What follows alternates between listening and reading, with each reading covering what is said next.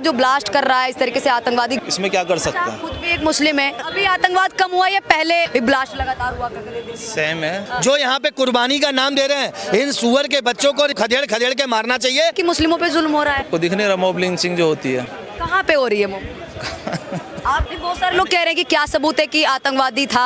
मरने वालों में मुसलमान भी थे और हिंदू भी थे। तो भैया पहलगांव में जो अटैक हुआ था जिसमें धर्म देख देख कर मारा था वो कौन थे? कहाँ गए? अरे भैया वो तो हमारे मोदी जी हैं, तो उनको ठोक दिया, वरना कांग्रेस की सरकार तो उनको भी निर्दोष साबित कर देती। कांग्रेस के नेता वो कह रहे हैं कि ये भटके हुए नौजवान है, तो क्या लग रहा है बचाने की साजिश चल रही है? मैडम बिल्कुल शहीद का दर्जा दे रहे हैं। सबसे पहले उन सुअर के बच्चों को मैं आपके चैनल के माध्यम से कहूंगा, उनके घर पे बुलडोजर चलवाना चाहिए। 60 डॉक्टर और सुअर के बच्चे वहाँ तैयार हुए हो। जहाँ जहाँ इनका ताल्लुक पाए जाते हैं, सालों की पीढ़ी दर पीढ़ियों के मकान खोदे जाएं और तोड़े जाएं उनको। जो ब्लास्ट कर रहा है इस तरीके से आतंकवादी गतिविधि में लिप्त हो रहा है, ये भटके हुए नौजवान है, तो इस पे क्या कहना चाहेंगे? महबूबा मुफ्ती ये कह रही है कि सरकार कश्मीर को सुरक्षित करने की बात करती है, दिल्ली की सुरक्षा नहीं की जा रही है। तमाम सारे जो आरोप है वो सरकार पे भी लग रहे हैं कि सरकार अपनी सुरक्षा व्यवस्था है वो सही से नहीं संभाल पा रही। तो इस चीज़ को लेकर क्या कहना? मैम सरकार का काम है सिक्योरिटी देना, ठीक है। अब ये जो आतंकवादी हैं ये कहाँ से ये सब चीज़ें कर रहे हैं, तो इनको रोकना चाहिए ना। इसमें आम पब्लिक, आम मुसलमान क्यों आ रहा है बीच में? हमसे पूछ के आतंकवादी कुछ करते हैं? या यहाँ की लोकल जो मुसलमान है और ऑल ओवर इंडिया के मुसलमान हैं वो उनको सपोर्ट कहाँ करते हैं? कौन सी ऐसी रैली है जिसके अंदर ये बोला जाता है कि आतंकवादी सही कर रहे हैं? अगर हम उनके अगेंस्ट रैली नहीं निकाल रहे तो हम उनको प्रोटेक्ट भी तो नहीं कर रहे हैं ना। बहुत सारे लोग कह रहे हैं कि क्या सबूत है कि आतंकवादी था, क्या सबूत है कि वो ब्लास्ट में मारा गया। मैंने खुद सोशल मीडिया पे देखा है, और जब यहाँ की लाल किले की वीडियो वायरल हो रही थी तो उसमें इमोजीज हैं, हंसने की इमोजीज कुछ खास लोगों की आ रही थी, जैसे हंसने की इमोजी, कोई मोहम्मद, कोई आदिल, इस तरीके की इमोजीज भेज रहे थे। मतलब अपने ही देश के में जो लोग मर गए उनका मजाक बनाने वाली बात हो गई है। मैम ये तो गलत है ना, मजाक नहीं उड़ाना चाहिए। मरने वालों में मुसलमान भी थे और हिंदू भी थे, और ऐसा होता है हर मुसलमान और हिंदू एक दूसरे के अंदर जो है ना, इतनी इस गवर्नमेंट को बोलें या इस टाइम जो चल रहा है उसके अंदर इतनी नफ़रत बढ़ गई है ना, लोग एक दूसरे को ना ट्रोल करते हैं, मज़ा आता है उन्हें। ऐसे तो सोशल मीडिया पर भी, फेसबुक पर, इंस्टाग्राम पर ये सब चल रहा है, पर ये गलत है। अब जो इसको समझ रहा गलत है वो ठीक है, जो नहीं समझ रहा वो करे।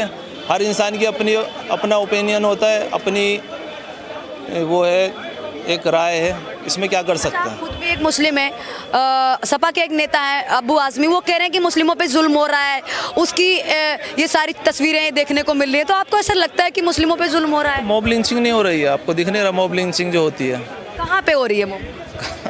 आप भी खड़े हैं, तमाम लोग यहाँ पे खड़े, कौन हिंदू है, कौन मुस्लिम है, कौन सिख है, कौन ईसाई है, ये हम खुद भी नहीं पता कर सकते। अभी आपने बताया था कि मैं मुस्लिम हूँ, इसलिए मैंने कहा कि आप मुस्लिम है। ऐसे कैसे मॉब लिंचिंग हो रही है? आपके साथ में तो किसी ने नहीं कर? नहीं, मेरे साथ नहीं करिए, जिनके साथ हुई है तो उनके साथ तो हुई है ना। तो मॉब लिंचिंग होगी तो इस तरीके से बम ब्लास्ट कर देंगे क्या? नहीं, बॉम्ब ब्लास्ट मॉब लिंचिंग वालों ने कोई करा है? ये तो एक अलग ही संगठन है, आतंकवाद, उससे मुसलमानों को कोई लेना देना नहीं है। अगर वो मुसलमान है तो हम क्या कर सकते हैं इसमें?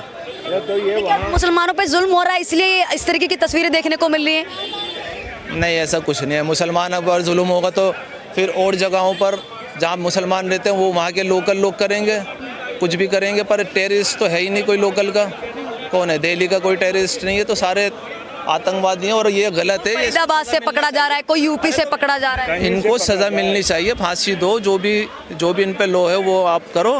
इन्हें कोई सपोर्ट कर रहा है तो बताओ, कोई इनके मतलब कोई बोल रहा है कि हाँ ये ठीक है। बचाने के लिए कई बार जामियत उलेमा हिंद जो है वो आ जाता है सामने, आतंकवादियों की लड़ाई, आतंकवादियों को बचाने के लिए कोई नहीं आता। आ जाते हैं, अजमल कसाब को बचाने के लिए भी। मैम उन आतंकवादियों को बचाने के लिए आए जो दिखता है कि इन्होंने नहीं करा, उनके लिए सपोर्ट करी जाती है। कुमार के हत्यारे तो अभी भी बाहर घूम रहे हैं यार, कोई पता नहीं। कन्हैया कुमार की तो लाइव वीडियो है, गर्दन काट दी कपिल सिब्बल को पैसे खिलाने के बाद, उसका केस लड़ा है और वो उसको तो बेल पे बाहर घूम रहे हैं अभी तक। उनको किसने पैसा खिलाया?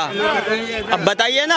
अब भाई कह रहे हैं कि जो आतंकवाद है, आतंकवाद को पकड़ के मारो। वो इस्लाम में अगर आतंकवाद निकल गया तो क्या गलती है? तो भैया पहलगांव में जो अटैक हुआ था जिसमें धर्म देख देख कर मारा था वो कौन थे, और वो कौन से धर्म के थे? टेंटे उतार के चैन खोल कर मारा था ना, तब वो उनका क्या, उनको कौन सा, फिर वो लोग वो कहाँ गए? अरे भैया वो तो हमारे मोदी जी हैं, तो उनको ठोक दिया, वरना कांग्रेस की सरकार तो उनको भी निर्दोष साबित कर देती। क्योंकि अब मैं एक बात और मैं बोलूंगा तो कुछ आतंकवादियों को मारा नहीं जाता था कश्मीर? नहीं, छोड़ दिया जाता था उन्हें। कांग्रेस की सरकार में तो यार अपने ही घर में बताए ना भाई, इन्होंने तो कसाब को भी आरएसएस का बंदा घोषित कर दिया था। कसाब कलावा पहन कर आया था, उसको आरएसएस का बंदा घोषित करने पे लगी हुई थी और उसको निर्दोष साबित करने की कोशिश कर रही थी। बताइए ना। और चलो जो भी है, लड़ा भी है तो कांग्रेस के कार्यकाल में जितने दंगे हुए उस पर कांग्रेस का एक बता दो, एक एक्शन कांग्रेस ने क्या लिया था आतंकवादियों के खिलाफ। 2004 में पोटा नाम का एक बिल लेकर आए थे, ये हमारे कौन थे, अटल बिहारी वाजपेयी जी। तो पोटा नाम का बिल लेकर आए थे और आतंकवादियों के खिलाफ वो बिल था। लेकिन 2014 में कांग्रेस आते ही पोटा उसको बिल को 2004 में उसको निष्कासित कर दिया बिल को। तो भाई सबसे ज्यादा बढ़ावा तो आतंकवाद कांग्रेस को देती है। अभी आतंकवाद कम हुआ या पहले कम था या पहले ज्यादा था? अभी क्या कंडीशन है आतंकवाद की? क्योंकि पहले ब्लास्ट लगातार हुआ करते थे। सेम है, सेम ही है और क्या सेम ही है। भैया अभी कुछ मेरे को बताओगे आप अब मैम सिक्योरिटी हाई टेक हो गई है, अब कम होने लगे। पहले जो सिक्योरिटी थी कम थी, कैमरे नहीं होते थे, इतने मोबाइल नहीं होते थे। अब जो है ये चीज़ ज़्यादा होने से क्राइम कम हुआ है, पर क्राइम ख़त्म नहीं हुआ है, हो रहा है अभी भी। भैया एक चीज बताओ फिर, ये चीज़ कांग्रेस के टाइम में ये सब टेक्निक होती, कैमरे वगैरह होते और इतनी हाई सिक्योरिटी होती तो उस टाइम में भी कम होते हैं। लाने की जिम्मेदारी किसकी होती है? सरकार की? सिक्योरिटी तो एक वक्त के साथ आ रही है। अब मोबाइल कांग्रेस को ही लाई है या मोदी जी ला रहा है मोबाइल? ये जो 5G आया है ये तो एक वक्त के साथ आया है, ये तो वक्त के साथ साथ तरक्की होती रहती है, हर कंट्री में होता है, इसके अंदर कोई नहीं करता है। ये सड़कें बन रही हैं तो ये क्या है, ऐसा नहीं है कि ये सरकार बना रही है, हर पहले भी बनती थी। डेवलपमेंट आहिस्ता आहिस्ता होती है। अब आने वाले 20 साल बाद अगर कांग्रेस आ जाती है और उसके टाइम में कुछ होगा तो वो कांग्रेस ये नहीं बोलेगी कि हम आए तो ये हुआ है। वो तो सिस्टम के हिसाब से हो रहा है, वक्त बदल रहा है तो हर चीज़ बदल रही है। कांग्रेस जो है 50 साल में भी नहीं आ रही है, आपको बता दूं, 50 साल में भी। लेकिन आप जो टेक्निकल की बात कर रहे हो, आप सुनते जाओ। मेरे 5 मामा हैं, 4 विदेश में रहते हैं। आप भी सुनो अनु भाई, आपको भी सुनने की जरूरत है। और जो फास्टैग की सुविधा आई है ना, फास्टैग की सुविधा जो गाड़ियों के ऊपर लगे होते हैं, वो 2017 से हमारे देश में आई है और 97 से जर्मनी में चल रही थी।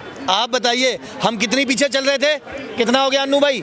97 से लेके 2017 तक, 17 और 3 20 साल पीछे हम जर्मनी से चल रहे थे।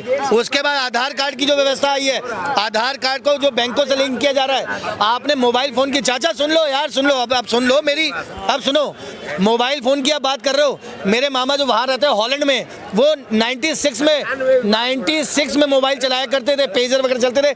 यहाँ कब आया? 2001 में। कितने साल हो गए? 7 साल पीछे थे हम हॉलैंड से।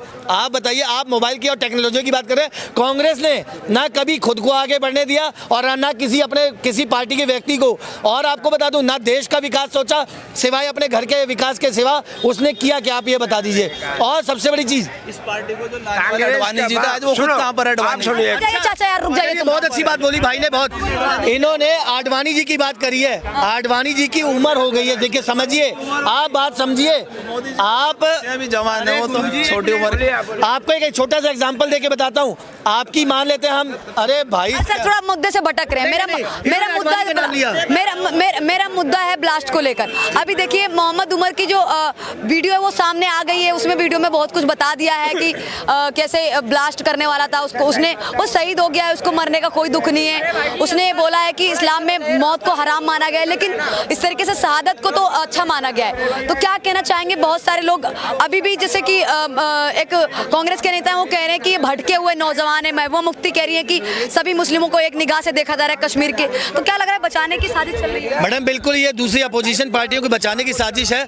और आपको बता दूं, ये जो भी इनका सपोर्ट कर रहे हैं, जो यहाँ पे कुर्बानी का नाम दे रहे हैं, इन सुअर के बच्चों को और इनके परिवार को खदेड़ के मारना चाहिए, उनके घरों में बुलडोजर चलाना चाहिए। और जो ये इनकी पक्षधारी कर रहे हैं, इनकी पैरवी कर रहे हैं, इनको क्या कहते हैं, वो बताते हैं शहीद का दर्जा दे रहे हैं। सबसे पहले उन सुअर के बच्चों को मैं आपके चैनल के माध्यम से कहूंगा, उनके घर पे बुलडोजर चलवाना चाहिए। क्योंकि अगर हिंदुस्तान में आके अगर कोई बम फट रहा है, लोगों के जो निर्दोष लोग मारे जा रहे हैं, अभी हम आप यहाँ पे खड़े, ये भाई लोग खड़े हुए हैं, ये सब जितने लोग यहाँ पे खड़े चांदनी चौक में, सबसे पब्लिक वाला इलाका, दिल्ली का छोड़िए आप, हिंदुस्तान का, एशिया का दिल कहे जाने वाला चांदनी चौक। आपने सुना होगा Chandni Chowk to China movie आई थी। अक्षय कुमार भी, जो हमारा फिल्म स्टार सुपरस्टार है, जो यहाँ से मतलब पराठे वाली गली जो आपने सुना होगा, वो यहाँ से फेमस हुई है। आप सोचिए कि पूरे हिंदुस्तान, पूरे वर्ल्ड में ये चांदनी चौक फेमस है। और अगर कोई आके सूअर का बच्चा यहाँ पे आके फट जाता है और वो कहता है कि मैं अल्लाह के नाम पे या मोहम्मद के नाम पे या अपने धर्म के नाम पे कुर्बान हो गया हूँ, तो ऐसे सूअर के बच्चे को मैं बताना चाहूँगा तुम्हारी कोई औकात नहीं है। यहाँ पर आके फट गए, लेकिन अभी मोदी जी तुम्हारा इलाज करेंगे ना, तुम्हारे घर में घुस के उसका अंजाम देखना क्या होगा। मैं गृह मंत्री अमित शाह जी से कहना चाहता हूँ कि जो भी इनकी पैरवी करे, जो भी इनकी पक्षधारी करे, उसके घर में सबसे पहले बुलडोजर चलवाया जाए। और जो ये अल-फलाह यूनिवर्सिटी का नाम आ रहा है, अल-फलाह यूनिवर्सिटी का, यहाँ पे जितने भी खड़े हिंदू हो मुसलमान हो, मुझे फर्क नहीं पड़ता, मेरे सब भाई हैं। लेकिन जो सूअर का बच्चा अगर उसकी पक्षधारी करेगा तो वो सूअर का बच्चा ही कहलाएगा। और आपको बता दूं, अल-फलाह यूनिवर्सिटी के ऊपर सबसे पहले बुलडोजर चलना चाहिए, क्योंकि क्या पता, ये तो अभी 6 पकड़े गए हैं मोहतरमा, आप बताइए, ये तो सिर्फ 6 लोग, क्या पता वहाँ पे 60 और तैयार हुए हो, 60 बंदे, 60 डॉक्टर और सूअर के बच्चे वहाँ तैयार हुए हो, जो आगे चल के बम फट, कहीं लाल किला या कुतुब मीनार या करोल बाग या जामा मस्जिद या कहीं और ना फट जाए। तो इसलिए लोग दुख तो इस चीज़ का भी मना रहे थे कि मोहम्मद उमर ने जो किया वो तो गलत था, लेकिन मोहम्मद उमर का घर इस तरीके से बुलडोजर से गिराने की क्या ज़रूरत थी, उनका घर तबाह करने की क्या ज़रूरत थी। इस तरीके से बहुत सारे लोग सोशल मीडिया पे आके अच्छा मैडम, जो ज्ञान पेल रहे हैं ना, उनके पिछाड़े में डंडा पेलो। पहले तो मैं आपको बताऊं, मैं गृह मंत्री जी से कहना चाहूँगा, जो ज्ञान की बातें, अभी मैं गाली नहीं दे सकता, आप महिला हैं, लेकिन मैं आपको बता दूं, जो ज्ञान पेल रहे हैं ना, उनका डंडा पेलो पीछे से जाके, उनके परिवार वालों को डंडा दो जो सूअर के बच्चे ऐसी बातें कर रहे हैं। और अगर वो कह रहे हैं कि वो निर्दोष हैं, वो ये हैं, वो हैं, तो ये जो यहाँ पे फटने वाले जो लोग थे, अभी मैडम आपके चैनल के माध्यम से एक चीज़ बताना चाहूँगा, कल एक महिला मुझे मिलती है यहाँ पर, वो बेचारी का पति जो है वो पैरालिसिस में पड़ा हुआ है, उसका बेटा अन्नू भाई साहब सुनिएगा, अगर मैं कोई गलत बात कह रहा हूँ तो, उसका पति जो है वो पैरालिसिस पड़ा हुआ है, बेटा बेचारा ई रिक्शा चलाता था और वो उस बम ब्लास्ट में फट गया, मर गया बेचारा, उसका मतलब वो तो दुर्घटना में एक हो गया। आप उसके परिवार से पूछिए, उसके घर में कोई चिराग नहीं बचा, उसके बाप को रोटी देने वाला, दवाई देने वाला, उसकी माँ को, माँ बेचारी खाने का इंतजार कर रही है कि मेरा बेटा आएगा तो मैं खाना बना के खाना खाऊंगी, और वो 3 बजे तक रात को जागती रहती है, 4 बजे तक जागती रहती है, फ़ोन पे फ़ोन मिला रही होती है। उस माँ का हाल पूछ के देखिए कि जिसका बेटा घर नहीं पहुंचा। अन्नू भाई, आप उसकी तकलीफ समझ के देखिए कि क्या हो सकता है। और ये सूअर के बच्चे इन आतंकवादियों की पक्षधारी कर रहे हैं। और ये जो भी हो, मैं आपके चैनल के माध्यम से कहूंगा कि सबसे पहले इनके खिलाफ कार्रवाई करनी चाहिए, जो ये सूअर के पिल्ले उनकी कार्रवाई, उनके पक्षधारी कर रहे हैं। ठीक है, क्या कहना चाहेंगे? देखिए तमाम लोग कह रहे हैं कि मोहम्मद उमर का घर क्यों गिराया गया, ये सारी चीजें। अरे मैडम, इनकी जितने भी ये साले बसे हुए हैं ना, मैं कह रहा हूँ जहाँ जहाँ ये रुके हुए हैं, जहाँ जहाँ इनका ताल्लुक पाए जाते हैं, सालों के पीढ़ी दर पीढ़ियों के मकान खोदे जाएं और तोड़े जाएं, उनको ढूंढ के मारा जाए, ढूंढ के।